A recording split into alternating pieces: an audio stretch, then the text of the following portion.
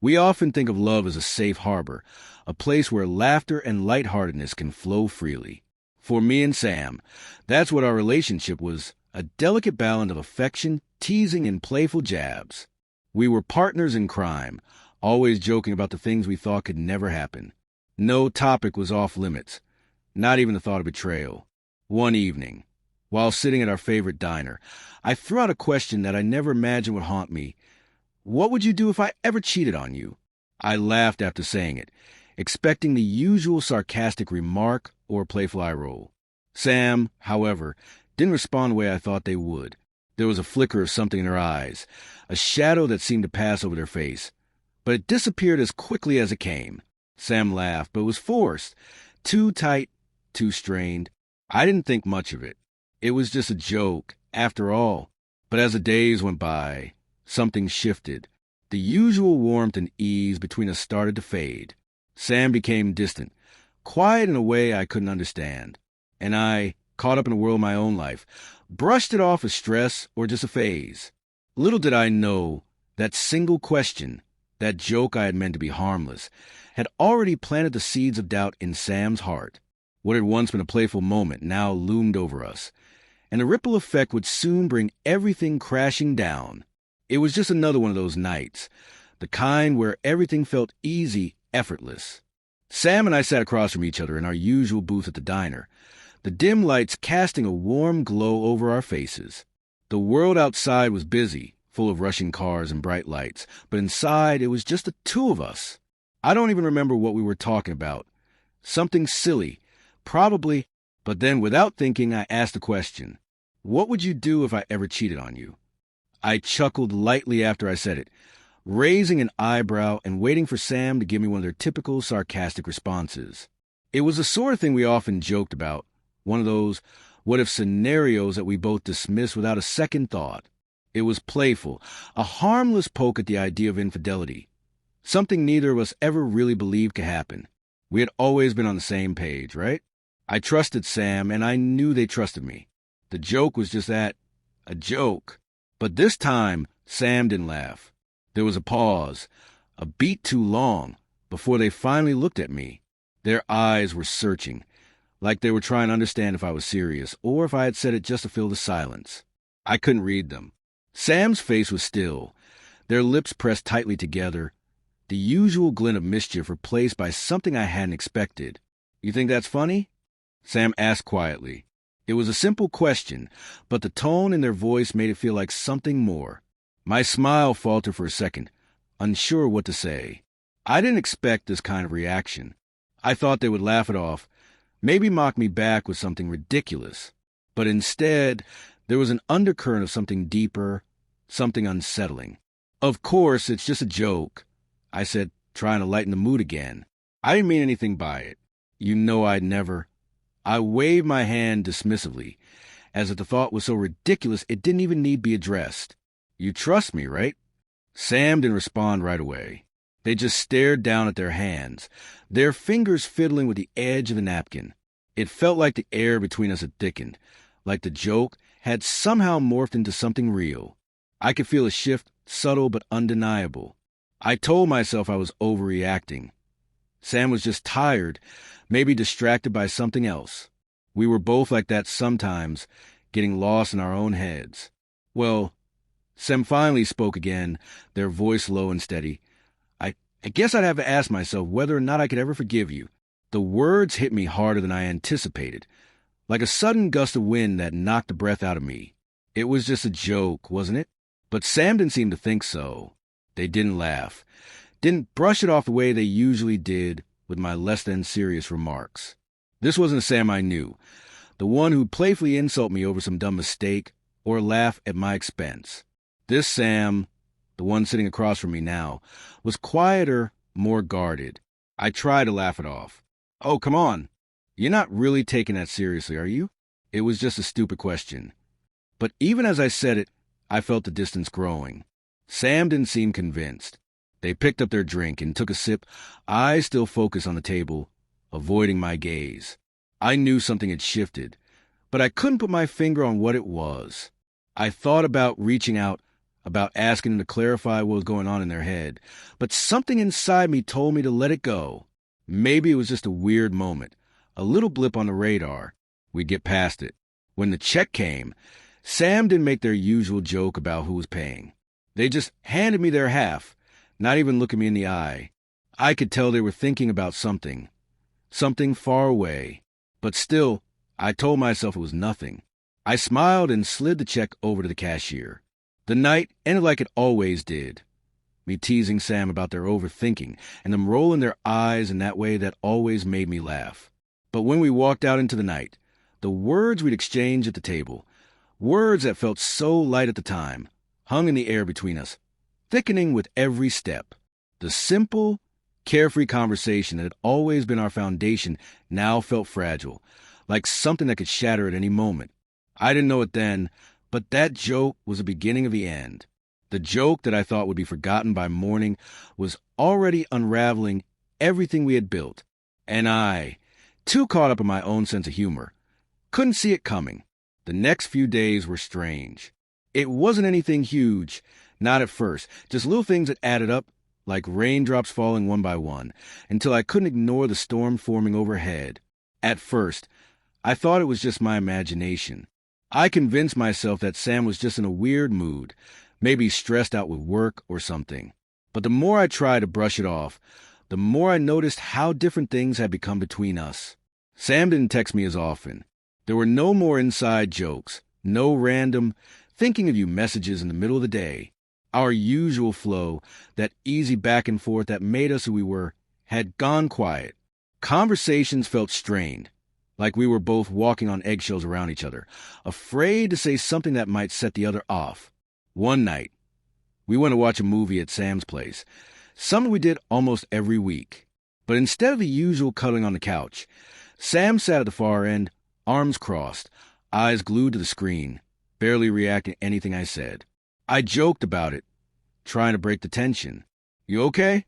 You're awfully quiet tonight," I teased, nudging them with my elbow. But Sam didn't look at me. Their response was flat, their voice distant. "I'm fine," they said, but there was something in their tone that didn't match the words.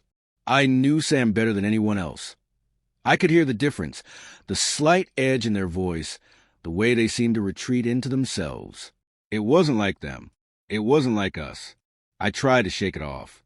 Maybe Sam had just had a rough day. But then, the next morning, things got worse.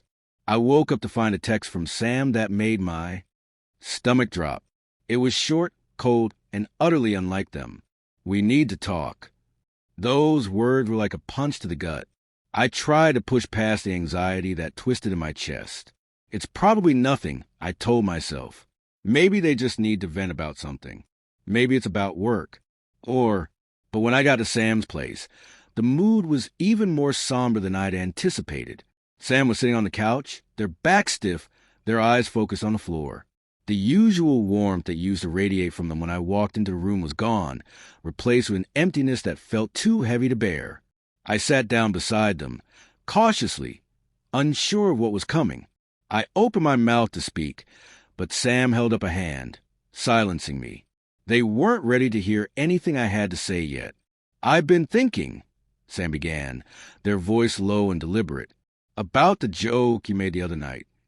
I felt my throat tighten, my heart beginning to race.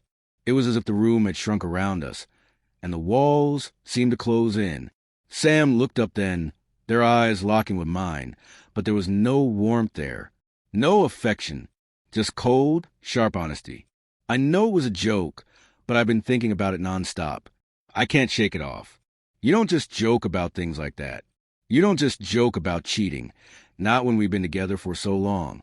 You don't joke about breaking trust. I could feel the color drain from my face as the weight of Sam's words hit me. My stomach twisted in knots, my mind racing. I wanted to laugh it off, to tell Sam it was just a joke, but I couldn't. There was no way to undo the damage that had already been done. Sam's eyes were wide, raw with emotion, and I could see the hurt there, the crack in their usually unshakable resolve. "I never thought you'd take it seriously," I said, my voice coming out softer than I intended. I didn't mean anything by it. It was just a stupid thing to say. Sam didn't respond right away. They just stared at me, their expression unreadable. I could feel the tension building between us, the air thick with unsaid words and unspoken fears. For a moment, I thought maybe, just maybe, they were going to forgive me. After all, I hadn't actually done anything wrong, had I? It was just a joke. But Sam finally broke the silence, and their words hit me like a wave crashing against a cliff, shattering everything in its path. "I don't know if I can get past it," Sam said, their voice quiet but firm. "You made a joke about something that cuts so deep. It made me question everything I thought we had. You don't just say stuff like that unless you're thinking about it." I wanted to argue. I wanted to tell them it was nothing, that they were overthinking it, that we were fine, that everything was fine. But as I opened my mouth, I realized that the words wouldn't come. Nothing I could say would erase the truth of what had just happened. I had said something thoughtless, something that had stuck in Sam's mind like a splinter, something that had pierced through the protective bubble of our relationship. "I spoke with someone," Sam continued, their gaze unwavering. "A lawyer." I blinked, momentarily stunned. The words seemed to hang in the air between us, too heavy to ignore. "A lawyer? What?" I managed to ask, though I already knew the answer. "I'm serious. Your name?" I don't know if I can stay in a relationship where trust feels like it could break at any moment, where a joke like that can be made about something so real. I don't know if I can stay. The words hit me like a cold slap. I had never expected this. Never imagined Sam would be so affected by something I thought was harmless. But as I looked into their eyes, I realized that this wasn't just about the joke. This was about something deeper, something I had overlooked. And in that moment, I knew, whether I liked it or not, that things had already started to unravel. I sat there, frozen, as Sam's words echoed in my mind. A lawyer. It was the last thing I ever expected to hear from them, and yet it felt like the only thing that made sense in that moment. I tried to hold on to some semblance of normalcy, but I couldn't escape the weight of what had just been said. Sam had already begun to distance themselves, but this felt like the final nail in the coffin. What do you mean, a lawyer?" I finally managed to ask, the question hanging between us like an impossible riddle. Sam took a deep breath, exhaling slowly, as if preparing themselves for what they had to say next. Their eyes flickered away from mine for a brief moment before locking back on me. I could see it now, the strain, the exhaustion behind their gaze. This wasn't just about me making a careless joke. This was something much deeper, something that had been building long before I'd ever said those words. I went because I was confused. "I didn't know if I could trust you anymore," Sam said, their voice tight with emotion. "I know it sounds drastic, but I needed to know what my options were. What happens if things fall apart? What happens if we can't work through something like this?" The pain in their voice twisted inside me, cutting through the layers of defensiveness I'd built up. I wanted to deny it all, to tell them it was just a misunderstanding. But deep down, I knew it wasn't. I could see the hurt in Sam's eyes, a hurt that went beyond the joke I had made. This was about trust, something I had never taken lightly, but clearly hadn't fully understood until now. "I don't want to just walk away," Sam continued, their voice shaking ever so slightly. "But I can't ignore the way that joke made me feel. You made light of something so serious, something I thought we were both clear on. And the worst part is, I'm not sure if it was just a joke to you. Maybe it was a joke, maybe it wasn't, but I can't shake the feeling that you're not as committed as I am. It makes me question everything."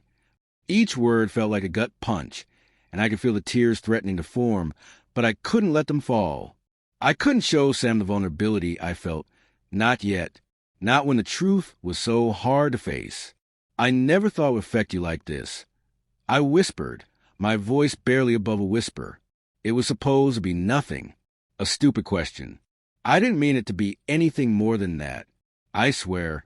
Sam's eyes softened for a moment, but the hurt was still there, lingering, like a shadow that refused to leave. "I know you didn't mean it that way, but you have to understand how it sounded to me. It's not just about the joke. It's about how I felt when you said it. I felt like I was nothing to you, like our relationship, our trust, didn't matter. It made me wonder if you've ever even taken what we have seriously. The weight of those words crushed me. I wanted to scream that it wasn't true, that I loved Sam, that this was a reflection of how I truly felt. But the truth was, I had never considered the impact of a careless joke. I hadn't realized how fragile trust could be. I had been too caught up in the moment, in my own need to entertain, to see that something as simple as a question could tear at the very foundation of our relationship. "I've been thinking about this for days," Sam said, their voice trembling now. "I've been thinking about what it means for us. For me, if I can keep going like this, questioning everything, wondering if you can really commit. And I don't know if I can." The silence that followed was suffocating. My heart was pounding in my chest, the reality of the situation slowly settling in. I could see Sam's eyes glistening with unshed tears, but they didn't look away. They were standing their ground, unwilling to accept the emotional distance I had created with a single joke.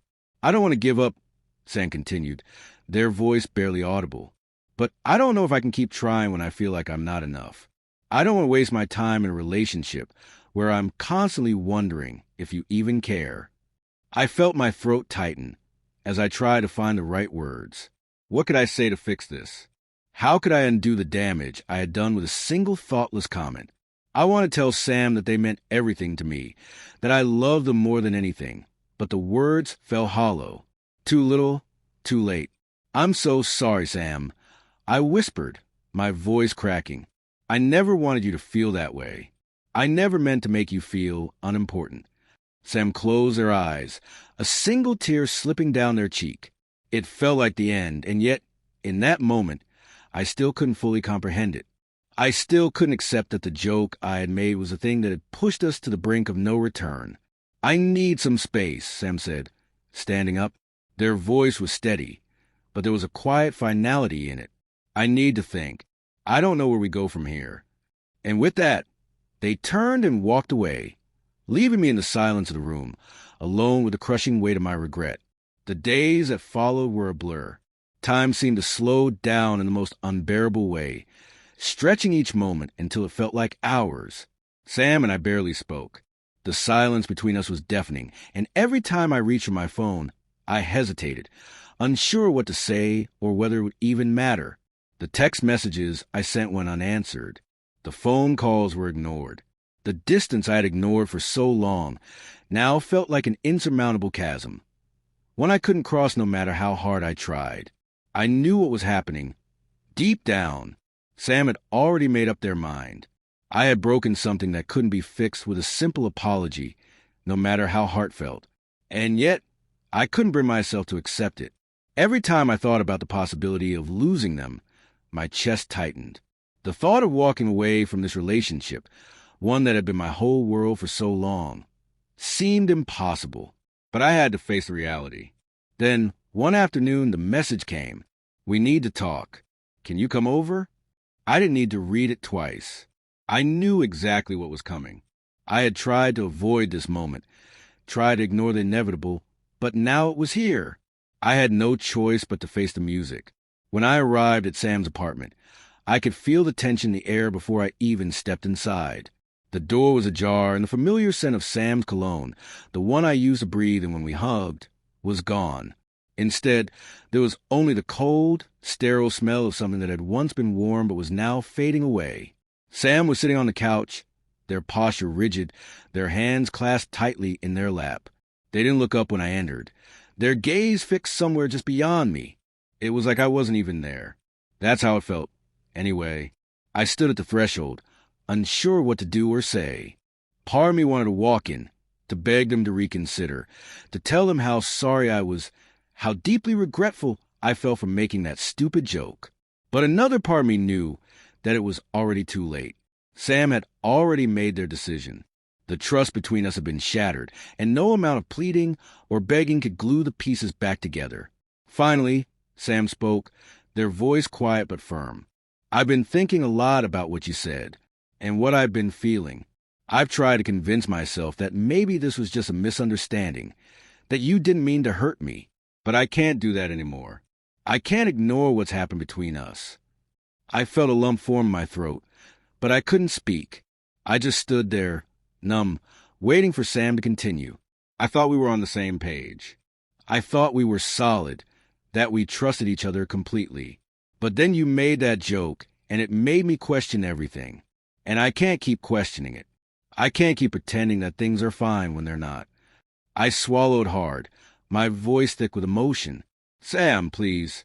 I never meant to hurt you. I didn't think it would affect you like this. It was just a stupid joke. I didn't mean anything by it. Sam shook their head, a sad smile tugging at the corner of their lips. But there was no humor in it. That's just it, though. It wasn't just a joke. To me, it wasn't. And I can't just ignore how it made me feel anymore. It's not about the joke itself.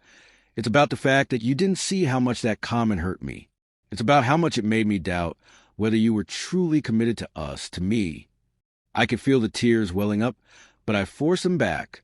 I wanted to scream, to argue, to make Sam see that it wasn't like that I loved them, that I was sorry. But the more I tried to make my case, the more I realized that the damage had been done.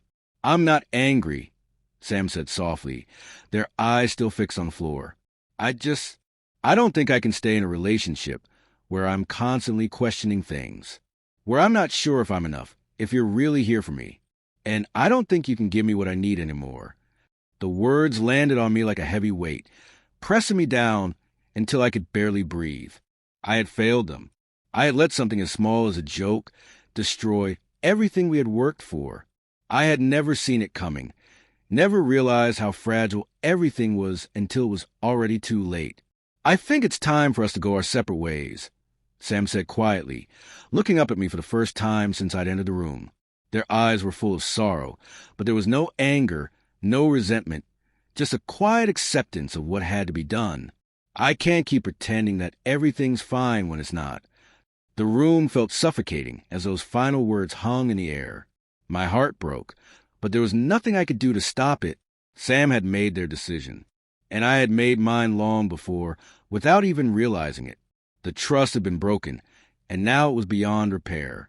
I nodded slowly, my throat too tight to speak. I turned to leave, but before I did, I heard Sam's voice one last time. Goodbye. I hope you understand why I had to do this. I walked out of Sam's apartment, my mind spinning, my heart shattered. I could feel the weight of the joke still pressing on me, but it was too late to take it back. I had lost them, and I knew with painful clarity that I had only myself to blame. It's been a few weeks now since that day. The days bleed into each other, a haze of regret and quiet loneliness. I've spent more time than I care to admit staring at my phone, wondering if I should reach out, wondering if I could fix what I broke. But I know it's too late. Sam has made it clear, and though I still wish there was some way to turn back time, I know now that nothing will undo the damage I've done. I keep thinking about that night, how easily I tossed out that question like it was just a stupid joke, how carefree I was, not realizing that something as small as a word could carry so much weight. At the time, I didn't think twice. I never imagined that a simple comment would shatter everything. But now, every moment we spend together feels like it's slipping through my fingers, like I had something precious and didn't even recognize it until it was gone. I've learned that trust is fragile. It's not something that can be taken for granted, not something that can be built overnight. I never gave Sam's trust the respect it deserved.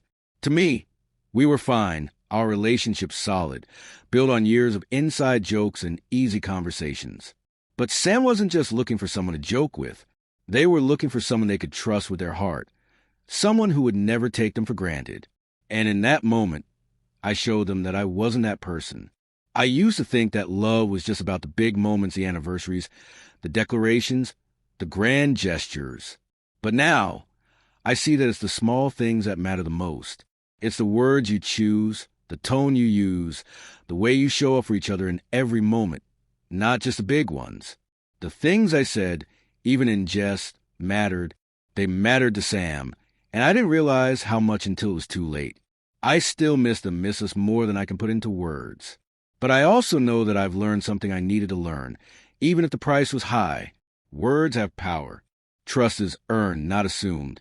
And sometimes a single moment can change everything. In the end, I lost something irreplaceable. The pain of the breakup still lingers, But it's no longer just about the heartbreak, it's about the lesson I've learned.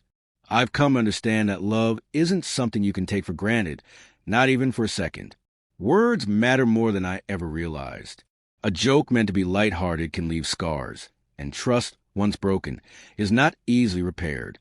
I don't know where Sam is now, or if he'll ever forgive me, but I do know that I'll never make the mistake of taking love so lightly again.